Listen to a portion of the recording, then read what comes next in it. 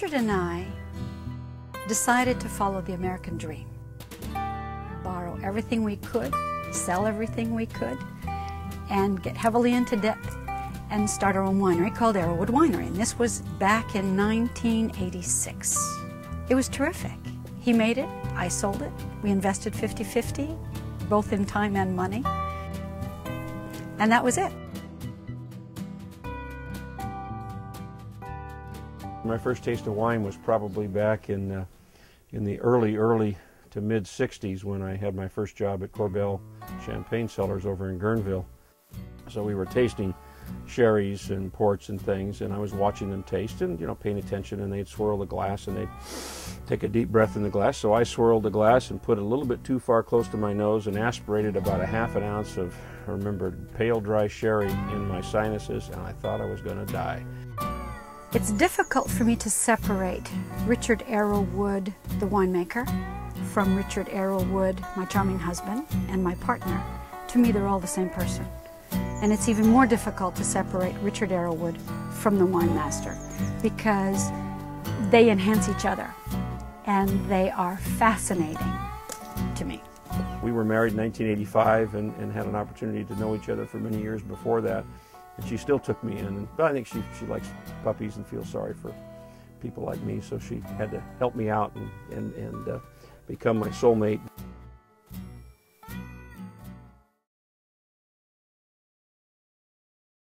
In the year 2000, Robert Mondavi Corporation approached us and made us an offer that we could not refuse. And their offer was to buy our winery on the condition that we remained, Richard to make wine and me to promote and sell wine. So we had the best of all worlds. We finally had money in our pocket and we got to do what we love best. But when the Mondavi family changed their lives, they changed our life. And we tried to buy back the winery, but someone outbid us. When the bad boys filed for bankruptcy, eventually Arrowood Winery was on the block along with everything else that they owned. And in came Jess Jackson and purchased all of these wineries. And at the moment where I thought we were going to leave, my husband looked at me and said, you know, this could be very interesting. I like Jess Jackson. And so he decided that he was going to stay and work full-time at Arrowood, but we would continue to build Amapola Creek, and it would be just a little tiny, soul-stimulating venture. Alis kept asking me when we decided to build Amapola Creek, she kept saying, so tell me again, we sold Arrowood Winery, did pretty well on that, and now we're going to put the money back into another winery and work twice as hard. Tell me why I'm doing this? But she is a good sport about this and has been, you know, been a very tolerant marvel in my life. Anybody could stay married to me all these years, can't be all bad. There have been moments where we've wanted to kill each other. The good news is I've had to go on the road a lot. So just when that tone of voice changes, I know I've got at least 3 towns I have to visit. And by the time we're through talking to each other sweetly on the phone and I come home, neither one of us can remember why we wanted to kill each other. We have a spot here which is really phenomenal. And this little, where Amapola Creek is located in this part of Sonoma Valley, the winery's at about 500-foot elevation. Our vineyards go all the way up to almost 1,000-foot elevation. Mountain fruit is really fantastic, like mountain grown coffee. You know, it's the richest. Well, it is. Downside is it costs much more to farm mountain fruit. We farm organically, so all of our fruit is organic. We don't use any pesticides or herbicides. That makes for a much more expensive way to farm, but it produces the best fruit. And we grow wines, we don't grow grapes. So in fact, what happens is the fruit that you're making is going to become the wine, and what Mother Nature is giving you is what we have to work with. It's our palette that we get to paint from. If we don't hurry things along, if we wait for the flavors to develop, if we wait for the textures and the characteristics of the particular variety, in this case Cabernet Sauvignon, to come up to the level we want it to, then you can produce some great wines.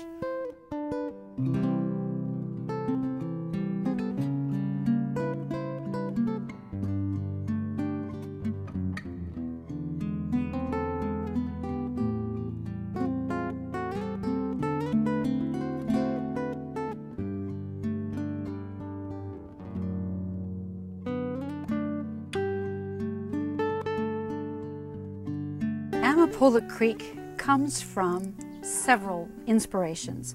The first one was when Richard was a little boy, his father played in a swing band, and it was one of the favorite songs that he and his mother would listen to while his dad played in this band. Secondly, it hit the billboard while his mother was celebrating her birthday on March 14th in 1941. Amapola is Spanish for poppy, and we have a creek running through this property with poppies all over it. Think about what we're trying to do. We're trying to produce a product that you can drink, of all things. I know it sounds crazy, but that's what we're trying to do, trying to be able to produce something that we can actually drink. You came out to work for us.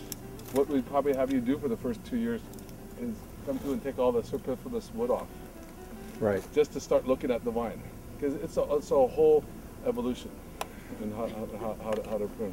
That would be Daniel's son with washing the car. Right. Wax on, and wax off. Cane on, Exactly. cane Right. That's it, exactly. My partner is a man who loves to make wine. And we talked about retiring, we talked about playing for a long time, but he concluded that after 1 year, if he could not make wine, he would not know who he was, and he would not be happy.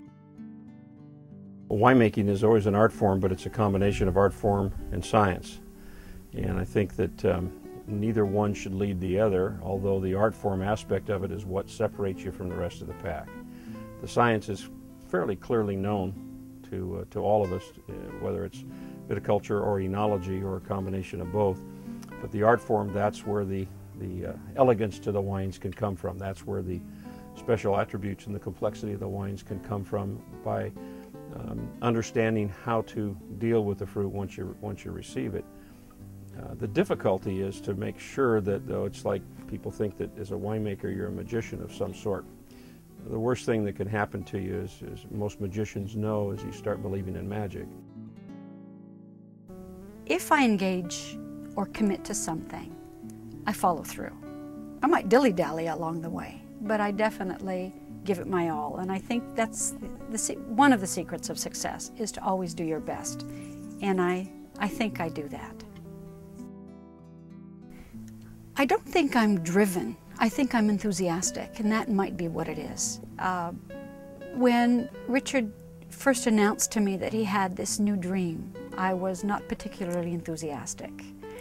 But once I realized what an exciting opportunity this was, I really did become engaged, and I'm enthusiastic about it. And I think when you're enthusiastic and you believe in something, it's difficult not to succeed, especially if you have talent and a brilliant winemaker like Richard. How could we not succeed?